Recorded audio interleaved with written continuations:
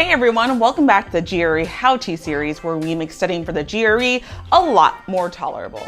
Today we are going to have a little boxing match with the GMAT versus the GRE. Stay tuned.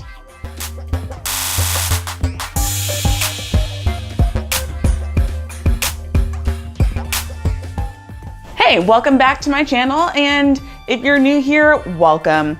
I am so excited to do this video because I have now taken both tests, one more times than the other, and I have an informed opinion as to which test is superior. And honestly, this is not meant to sway you, it's actually just meant to give you information so that you can actually decide if any of these criteria matter to you or which ones matter more to you than the other. So we're going to evaluate the GRE and the GMAT on 4 dimensions. First is price. Second is time.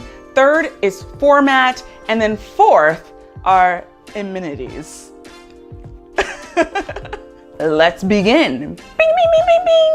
On price.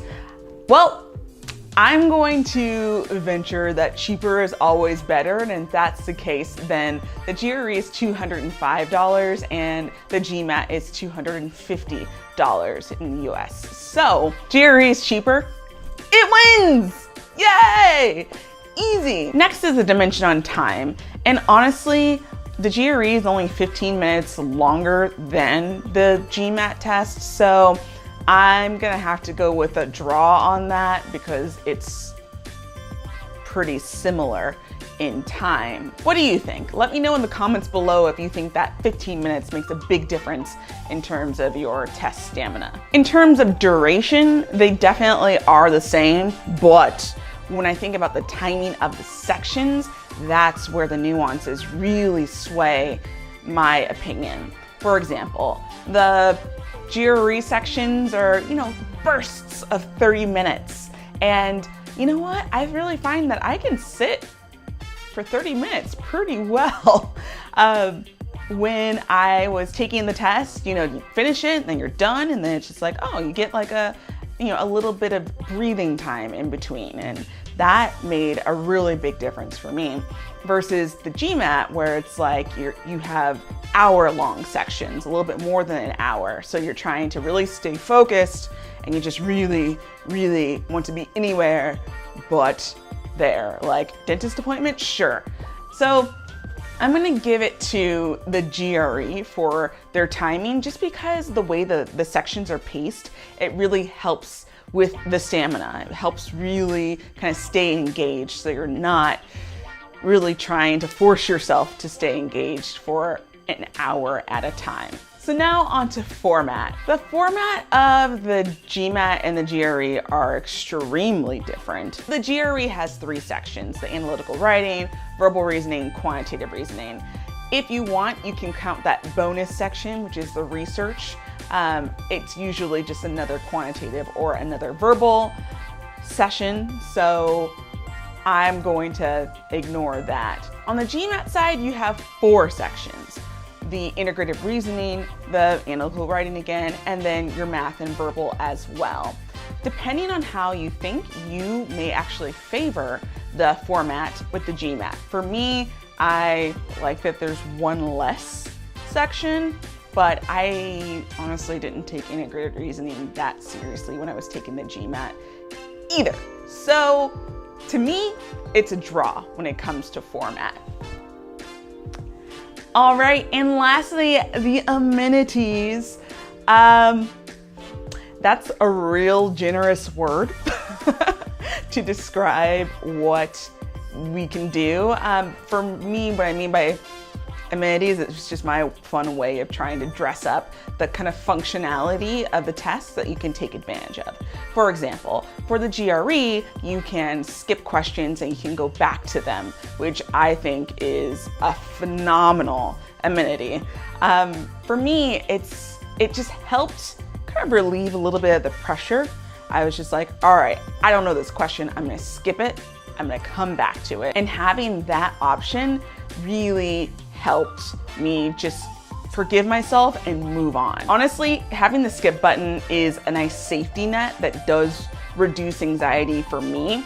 And I'm pretty sure there's research that kind of supports that, you know, having that button that just helps you kind of escape just helps. It just does. The second amenity that I'll point out for the GRE is the calculator. Now, calculator can kind of be a friend or foe, and if you haven't seen my video on how to use the GRE calculator effectively, check that out. I'll put it up on the card. But having the option is kind of nice. You don't want to get a question wrong because you forgot to carry the 1 or something like that in your calculation. So having it is a nice to have, but I do know that it can be kind of a trap. So, you know, watch out for that. Now we contrast to the GMAT. So I'm kind of jealous of you future GMAT takers because the GMAT has actually started to bestow grace upon their test takers and adding a little bit of functionality. Now you can choose the order in which you're going to take the sections of the test. And I think that's going to help a lot because for me, when I was taking it and I did not have that option, I always ended up getting the math first, which drained the life out of me.